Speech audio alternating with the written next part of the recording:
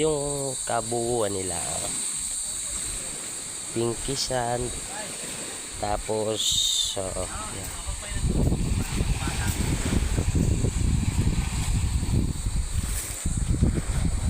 Pupunta tayo dun sa dulo. Pero ito yung ano nila, corals lang. Diretso tayo dun sa dulo.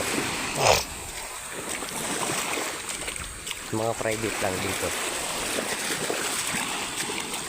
May mga black sand din. Tapos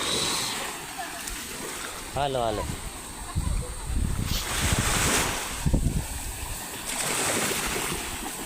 Survey natin yung dulo. Pero yung pinakadulo, sa apelyido pa namin yun, yung Blaso.